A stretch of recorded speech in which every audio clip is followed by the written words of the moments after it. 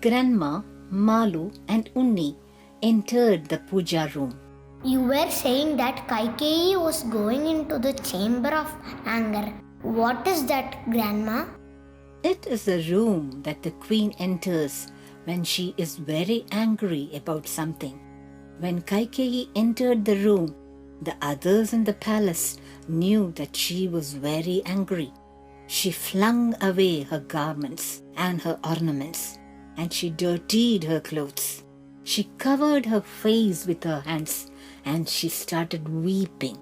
Her face became stained with the black eyeliner and the red sindoor. Dasharatha had informed the council of ministers about Rama's coronation. Now he entered the queen's palace to share the good news with them. As he was fondest of Kaikeyi, he went to see her first. He searched everywhere for her, but could not find her.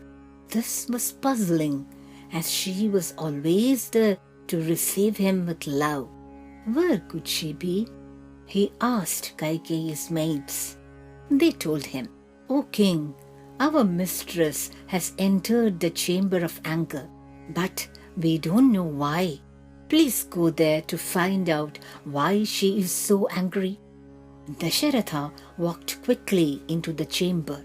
He saw Kaikeyi rolling on the ground and wailing loudly. Her hair was undone and her clothes were all messed up. Dasharatha was alarmed. He sat near her on the floor and asked his beloved, "Kaikeyi, what happened? Why are you so sad and upset? What caused you such distress? Whoever it is, I am ready to kill him or her. Tell me what you want. I shall see to it that your wish is fulfilled." And then the king added, I promise in the name of Sri Rama, who is dearer to me than my own life, I shall grant you what you desire." Hearing this, Kaikeyi sat up. She knew that the king would always keep his promise. She said, "I know that you are always true to your word. So, hear me out. Long ago, I saved your life in the battlefield by stopping your chariot from collapsing in the middle of the battle between the gods and the demons. I hope you haven't forgotten about the 2 boons you promised me on that day. Today, I want to redeem those 2 boons. First, you must crown my son Bharata, the king of Ayodhya. Second, you must banish Sri Rama into the forest for 14 years. If you do not honor these 2 wishes, be certain that I will end my life." On hearing these words, Dasharatha fainted and fell to the floor. He became conscious after some time and cried out, and again he lost his consciousness. After some time, he sat up and looked at Kaikeyi with fear, as if he was in the presence of a cruel tigress. In a voice filled with sorrow, he asked, "What happened to you, Kaikeyi? What has Rama ever done to you? How did he incur your wrath? Is he not dearest to you? Why do you utter such cruel words?" And then the king added, "I shall crown Bharata king of Ayodhya. But what need is there to banish Rama to the forest? Do not fear him. He will never let any harm come to you. Let Bharata be king, but I beg of you, do not ask that Rama be exiled into the wild and dangerous forest."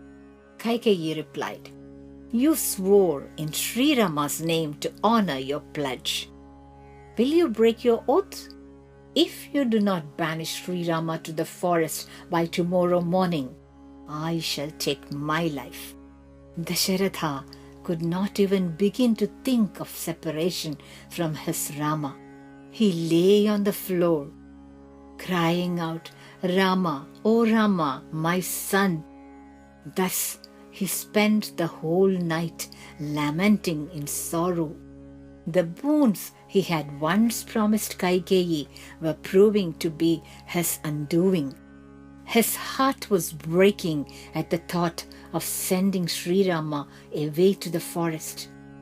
Dasharatha, the old king, felt that he was drowning in a sea of sorrow. No one else was aware of this happening, Sunni. The people of Ayodhya were eagerly waiting for the coronation of Sri Rama. Vasishta was overseeing the magnificent preparations. The palace singers arrived the next morning to sing songs to awaken their king. Kaikeyi stopped them roughly, much to their alarm. Young and old, men and women, children were all streaming into the capital to witness the historic occasion. They had spent a night celebrating their favorite prince becoming their new king. They were longing to see Rama dressed in the robes of a king, wearing a diamond crown. They waited impatiently. We must think twice before giving our word to anyone. We must never make promises for the future, for we do not know what the future will bring. Unni, we must live each moment with awareness and do the right thing. Never make promises on the spur of the moment. Always think deeply before acting. Grandma, Amma says that we must always live in the present moment. The present moment is a gift from God. It is this moment that shapes our future. Amma says that when we learn, we must learn well. When we play, we must play well.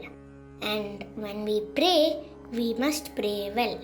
Then we will be always happy. You are right, my dear Unni. Now let us pray. Om Lokah Samastah Sukhino Bhavantu. Lokah Samastah Sukhino Bhavantu. Lokah Samastah Sukhino Bhavantu. Om Shanti Shanti Shanti.